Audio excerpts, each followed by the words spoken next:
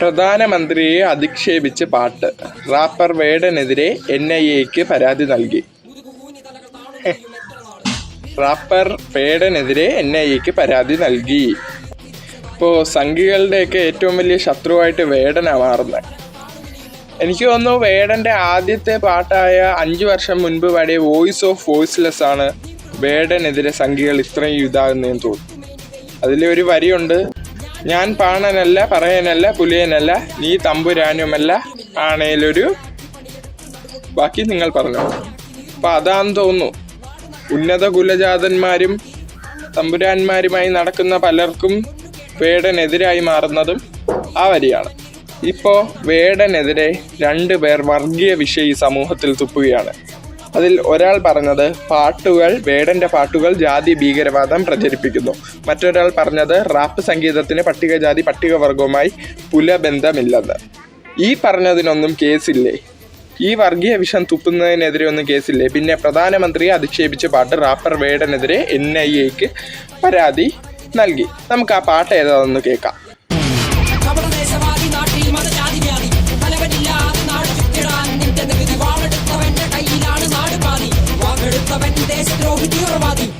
വേടൻ്റെ 5 വർഷം മുൻപുള്ള voice of voiceless എന്ന പാട്ടിൻ്റെ ഒരു വരിയാണ്. അതിങ്ങനെയാണ് വരി പറയുന്നത്. കപടദേശവാദി നാട്ടിൽ മതജാതി വ്യാധി തലവനില്ല ആദി നാട് ചുറ്റിടാൻ നിന്റെ നികുതി വാളെടുത്തവൻ്റെ കയ്യിലാണ് നാട് പാതി വാക്കെടുത്തവൻ ദേശദ്രോഹി തീവ്രവാദി.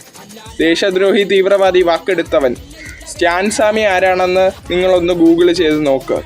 ഈ രാജ്യത്തെ ഭരണകൂടത്തിൻ്റെ തെറ്റുകൾക്കെതിരെ സംസാരിച്ചത് കൊണ്ട് അവർ ദേശദ്രോഹിയാകുമോ?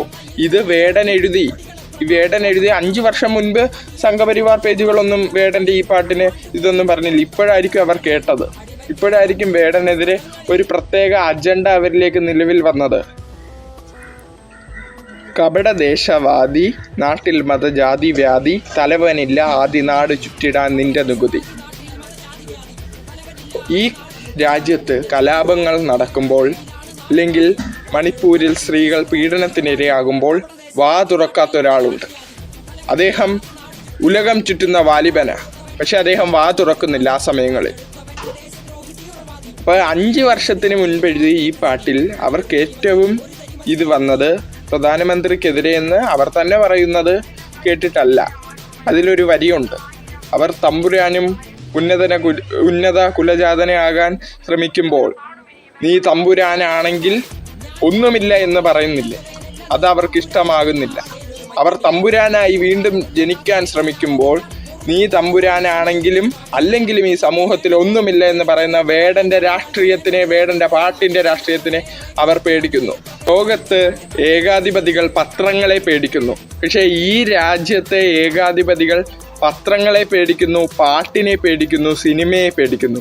സിനിമ ചെയ്യുന്നവരുടെ വീട്ടിൽ ED റെയ്ഡ് വരുന്ന സമയമല്ലേ, അതെല്ലാം വേടൻ മുൻപേ പറഞ്ഞു. വേടൻ പറഞ്ഞപ്പോൾ എന്താ, ഇപ്പം വേടനാണ് ഈ നാട്ടിലെ ദേശദ്രോഹിയായിട്ട് അവർ മുദ്ര ചുറ്റുന്നത്. നീ തമ്പുരാനാണെങ്കിൽ ഒന്നുമില്ല, അങ്ങനെ തന്നെ ഉറച്ചു പറയും. പിന്നെ വേടൻ്റെ ഒരു പാട്ടുണ്ട്, ബുദ്ധനായി നീ പിറക്ക്. എനിക്ക് സംഘികളോട് പറയാനുള്ളത്, മനുഷ്യനായി എങ്കിലും ഒന്ന് പിറക്കണം, മനുഷ്യനായെങ്കിലും. വേടൻ്റെ പാട്ടുകൾ ഇനിയും തുടരും, സമൂഹം അത് ഏറ്റെടുക്കുകയും ചെയ്യും.